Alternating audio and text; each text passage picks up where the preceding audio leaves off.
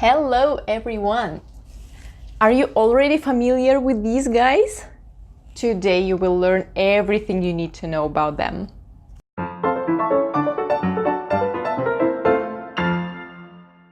My name is Olga, your online music teacher. This channel is for you, especially if you are my student.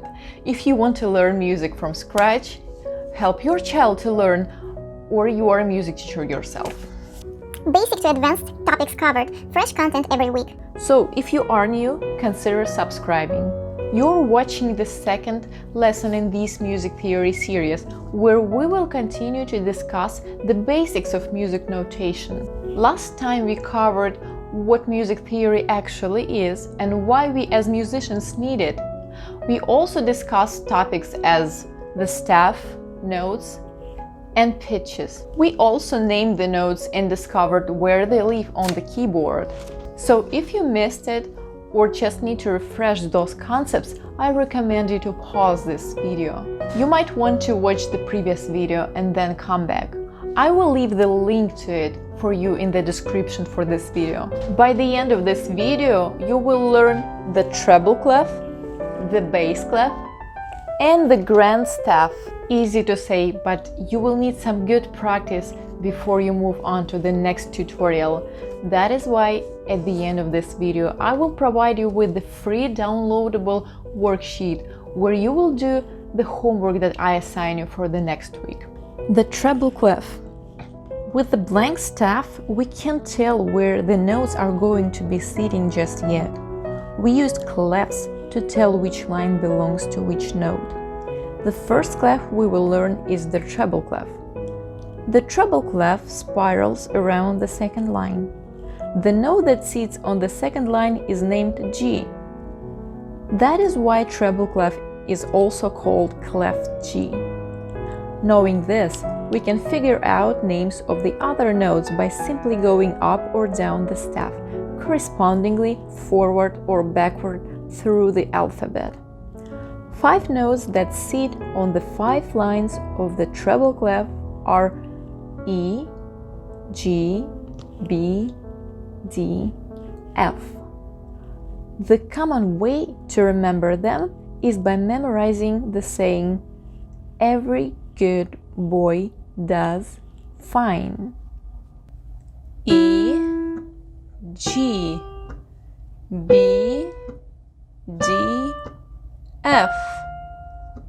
Notice how we skipped the 4 spaces and every other letter of alphabet and every other white key on the keyboard.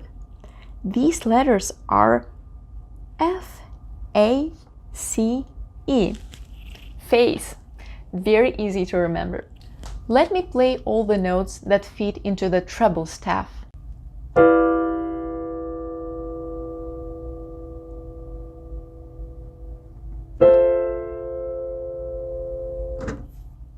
As you noticed, the treble clef is used for medium to high sounds in pitch.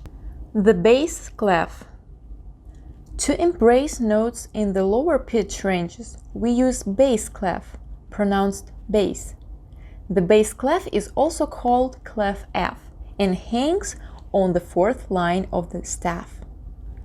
A note that sits on the 4th line of the bass staff, which you've probably already guessed, is F. Notes that reside on the 5 lines of the bass clef are G, B, D, F, A. The most common acronym for memorizing them is "Good boys do fine always." I cannot completely agree with the saying. I think good boys sometimes make mistakes and learn from them, but this is what most of us have been taught. Okay guys, this acronym is also controversial. The notes in the spaces are A, C, E, G, and it is "All cows eat grass." They wish. I feel these acronyms are a little out of date.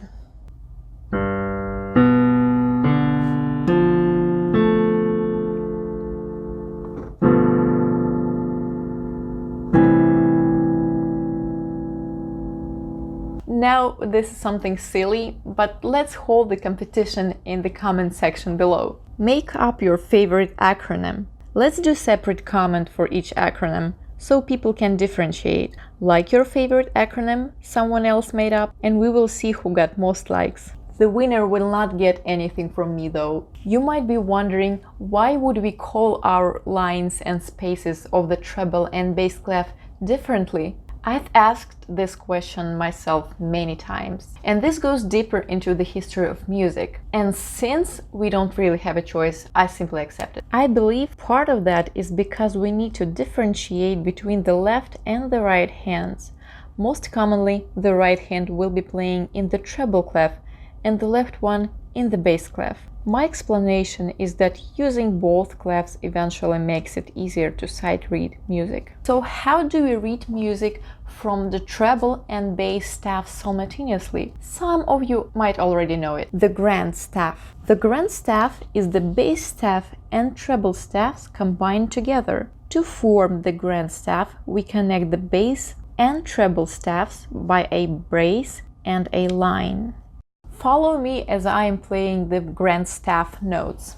G, A, B, C, D, E, F, G, A.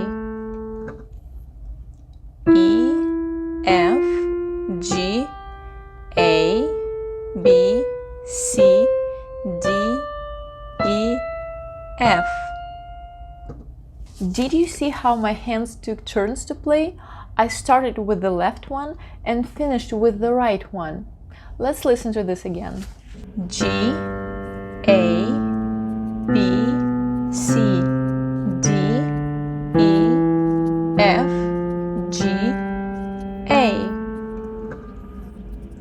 E, F, G, A, B, C, D, E, F. While I'm playing the bass staff notes, there is blank space in the treble staff, and it means that the right hand is resting. When I pass it over to the right hand, there is going to be nothing in the bass staff.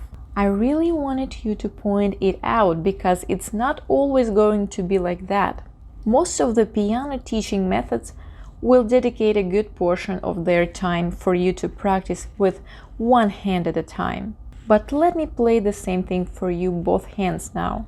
Take a close look at how we shifted our treble staff notes so that they vertically match up with the bass staff notes. We still lack the concept of timing in our music, which we will get to in the future lessons. But this vertical alignment is one of the criteria for the hands to play notes at the same time.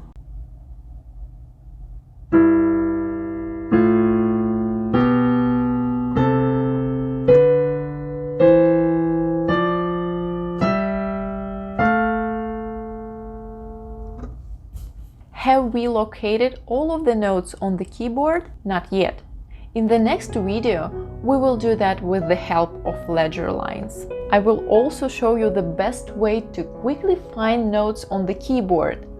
My students find this method the easiest to apply. I know this is a lot to take. Make sure to grab the free downloadable PDF through the link in the description below.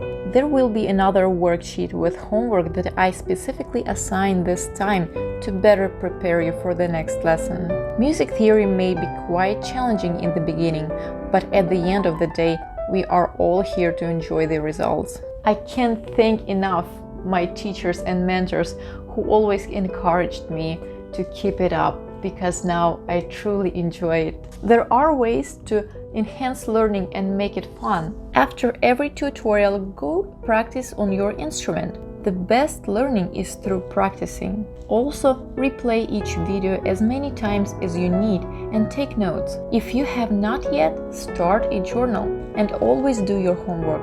Click on the link down below to download your homework for today. Make sure to print it out and place it in a folder so you have everything in one place. In any way, you can always ask me a question in the comment section below, and don't forget about our competition. It's gonna be fun to read your comments. If this tutorial was helpful, share it with your friends so they can benefit from that as well. Give this video a like and tell me if you got it. Subscribe to our channel and hit the bell sign for weekly notifications. Your online music teacher is not simply a YouTube channel, but the community where your opinion matters. Thank you very much for the time that you dedicated for watching this video, and I will see you in the next tutorial right here.